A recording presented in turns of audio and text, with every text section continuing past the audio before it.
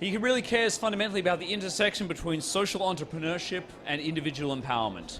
Cares about everybody and you and the intersection thereof.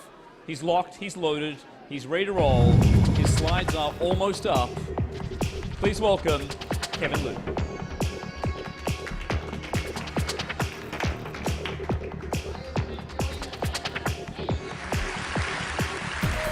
Hi, everybody. Today you can call me Tiny Tim because I'm out and up on a crutch for the next week. So glad to be here today and spending some time with y'all. And you know, the purpose of this presentation today is to focus on some of the areas of social impact that I've been involved with in the past. And as someone who's come into this industry with a bleeding heart myself and has failed, iterated, made mistakes, I wanted to share some insights from my experience and hopefully give you guys some lessons learned and some ways maybe you can structure the ways you want to change the world for the better. But in the meantime, we're going to hang tight while we pull up the presentation. Well, here's Kevin Liu. Give him a big freaking hand. All right, thanks everybody. Appreciate your time.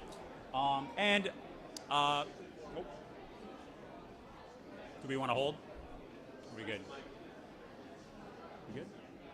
Okay, yeah. I'm going to go ahead and take it away then. So my talk today is exploring the purpose and pragmatics of social impact. I wanted to talk again as somebody who's worked in the space of social entrepreneurship for a number of years and seen a variety of different business models. I see. Okay. Perfect. Okay. Okay, can you guys hear me? Sounding good? All right. All right. So again, the talk today is about your bleeding heart is not enough. You guys have heard it a few times now, a few different ways. So we're going to get started.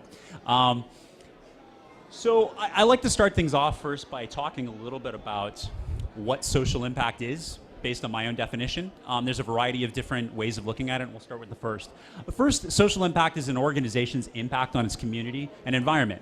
That could be from its own services that aren't related to that. It could be, you know, a number of different areas. The second is it's an organization dedicated to solving social, cultural, or environmental problems. I explore the space of environment too in exploring social impact because, as we all know here, if the environment's fucked, then so are we. So we're going to move on with that. And social impact typically draws on multiple disciplines to solve problems. For example, leveraging business and private sector approaches that are typically leveraged to maximize and exploit a market opportunity for bottom line. And it leverages that to solve bigger issues. It tends to be collaborative in nature, and those are the baselines today. So I've worked in a number of different organizations over the years and seen a few different things that worked and didn't, and I'll share with you my failures and successes, and hopefully we can go somewhere. The first project I was involved in was coming out of UCLA in 2007. I got involved with a company called Opportunity Green. The mission of the organization was to spread and facilitate sustainable and profitable enterprise. We did that by holding conferences, events, and online campaigns that connected social impact innovators to organizations, government, and businesses with the intent, of course, in supporting and growing awareness around triple bottom line practices, social and environmental best practices as well.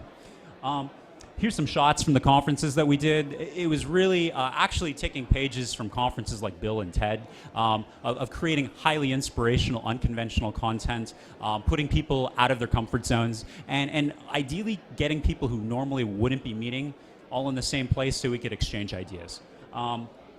It was my school of hard knocks. I went with this company for 5 years, ground, bled, cried, did everything in between. And with that, I got a few key insights. The first was it was really hard as an organization. We were a for-profit venture at the time, and it was hard to generate revenue and grow with such a lean team and so few products. Our conferences were meant to transform, but you couldn't sustain your revenue lines if you're building that around one conference a year or a few events. Also, jumping in and doing a startup around 2008 wasn't the best time to be fundraising, so it was a difficult time. But we went 5 years, we did some great work, but we couldn't grow from there. Also, this is something that I find a lot with social impact areas, is that there often are way too many stakeholders to satisfy.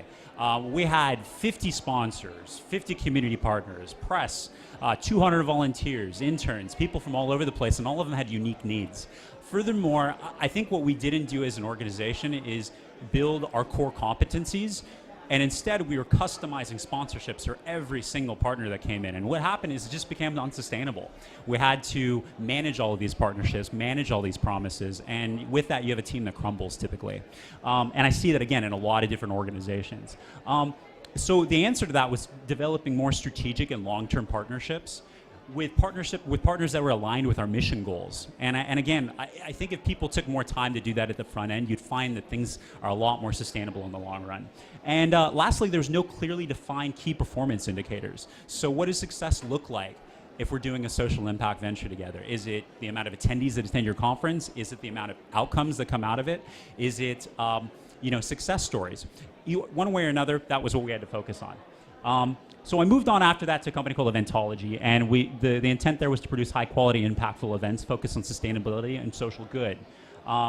What I learned from working with the various types of companies that we took on as clients was multi-stakeholder mastery and learning how to do exactly what I was just talking about, build partnerships and long-term strategic partnerships and keep them happy. Some of the key insights that I learned from that was strategic communication was absolutely necessary to succeed. And by strategic is knowing when to communicate, when not to communicate, and when to give bad news in the best ways possible. And one way or another, it was really important to maintain that sense to things. Secondly, clearly define the deliverables for your clients. And clearly define the deliverables you're not responsible for. Anyone who's done events before, we all know there's another 60% of extra work that goes into it, and if you get caught up in that space, you will find yourself not able to scale. And this goes outside of events. I really want to stress that, and I'll define why in a little bit. Now, currently my role is, again, I'm the director of the Bixel Exchange, and it's an organization at the LA Area Chamber of Commerce. Here's where I think I took my experience from the different organizations I worked at and found some key insights. The Bixel Exchange's mission is to ignite creativity, empower entrepreneurs, and cultivate talent to strengthen the tech ecosystem and create a more prosperous LA. We strive to do that by creating a thriving and inclusive economy that allows Angelinos to pursue ambitions and prosper. That's the bleeding heart, high level. What does that actually mean? We did that through a variety of different services that we connected with partners to build these types of partnerships. And first was our startup development program, which is a small business administration and state-backed program that allows us to work with early-stage technology entrepreneurs at no cost. So we accelerate them, we build business plans and help them launch. We also work with community colleges, high schools in the area to help establish work-based learning opportunities for students typically in underserved areas. So they understand what kind of opportunities are available to them out of high school. Typically when you talk to these kids, they want to be parole officers, they want to go military, they want to go work in education, but that's because that's all they were exposed to. So that's the idea and the intent of that. And there's a variety of other types of programs we offer. I'm not here to talk specifically about that today. The point was, the applied learnings from this past experience working with these other organizations taught me how to center partnerships. The biggest thing was embedding ourselves at the LA Area Chamber of Commerce allowed me to do what I couldn't do at Opportunity Green. We had lots of corporations and sponsors to pull from. We had an infrastructure to take grants and collaborate with government. And it was what I call an intrapreneurial case study. And I'll talk about the different forms of social impact organizations momentarily, and that's one of them. It allowed us to apply entrepreneurial thinking inside a traditional slow-moving organization and move with some velocity. What that allowed is us to take care of lots of stakeholders. It allows our impact to extend because of the organizational reach. And the key learning I took from that is the key to these partnerships is building trusted relationships. An example of that would be working with a small business administration and getting them to understand the types of entrepreneurs we're working with is different than working with retail, manufacturing, and other industries that they're more used to working with. So if our outcomes with our entrepreneurs are different, we had to educate them on why that mattered. And that allowed us to keep our funding open. So what I learned is find and enroll, inspire good people, discover the quick wins for your stakeholders, especially when you're beginning projects, and communicate them effectively. Patience and focused grit will bring the results, and communicate. So with that, I saw in my time at Opportunity Green working with lots of entrepreneurs, at the Bixel Exchange working with over 250 startups, and these other ventures, what kind of social impact models are most effective. And these are an example of some. There's a lot more, but these are some that to think about. First is grassroots work. That is social impact work through non-traditional channels. That is getting your beach cleanups organized and holding a meetup to help people who are homeless in downtown. Obviously, it's agile. It allows you to move very quickly, but the disadvantages is it's hard to scale and impact. You can't get end users, sometimes due to the lack of accessibility, and it's hard to mobilize others to support you without an organizational structure. Secondly, obviously, is the nonprofit, the not-for-profit area. That's an institutional organization focusing on purpose, not corporate form. The advantages here, it greatly enhances your ability to fundraise. With the power of the 501c3, you can get lots of donations and funding to support your work. It also gives you a legitimacy to the public, and it gives you the ability to put together a board of directors that enhances your ability to get insights. The problem is that board of directors also can hold you back from making decisions quickly. It hurts your agility and flexibility. It can slow down, the infrastructure itself can slow down your focus on services you want, and the compliance that's connected to it can sometimes really hold you from doing the work you want to do. Social entrepreneurship is a for-profit venture, but with a focus on multiple bottom lines. Everyone here is familiar with triple bottom line? Yes? Okay. No. Okay. Triple bottom line, people, planet, profit. So focusing on more than just generating profit for the company. So the idea, that's your Patagonias out there, which develop extremely environmentally responsible products. They take great care of their employees, yet they're still a profitable company. Interface is another example, Tom's to a degree. The advantage is, once again, you develop for-profit services that allows you to generate a revenue stream for to help sustain your work. It's also highly agile and flexible. But the disadvantage is it's also harder to secure alternative sources of capital. And it's also hard to set your stakeholder expectations. For example, investors. It's hard to incentivize an investor to understand they're not going to get necessarily a return on investment like they would with a for-profit venture. They're benefiting environment and society. So disruptive entrepreneurship is a different type of model within that, and it's not necessarily mutually exclusive to social entrepreneurship, but it really has a focus on disrupting an industry or sector with huge impacts on society. I actually think Twitter's an example of this. Created a huge platform to mobilize people. It's overthrown governments. It's allowed people to mobilize huge campaigns and communicate effectively. So the advantage is obviously, once again, revenue streams, disrupting traditional ways of doing things. The hard part about it is it's hard to predict the implications of what you're doing. And because you're creating a new market, typically, it's really hard to survive without a lot of investor capital. The second to last area is government work. Obviously, I'm fairly familiar with this now. It's political sector and government jobs, working for the Small Business Administration, social services, et cetera, at the state, local levels. The advantages of the funding can be stable with long-lasting infrastructure, and the reach is large, and you don't typically have to find your audience, they come to you.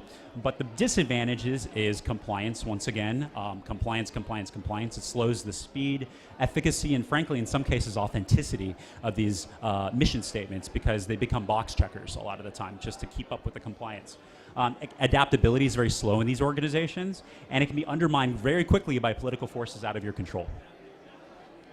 Lastly is intrapreneurship, which is what I do now. And this is bringing entrepreneurial tools and thinking, again, into a larger organization. It could be a new department, for example, starting a new sustainability department at a big corporation, or a green IT department at a consulting firm. But the idea is you're disrupting the culture or expanding to new markets. The advantages, of course, are the resource and the infrastructure and the funding can be stable once again. And if proven, the scale of impact can be huge because you're affecting a giant organization. What people have done, for example, at companies like Walmart to green up their technologies has been hugely impactful on society.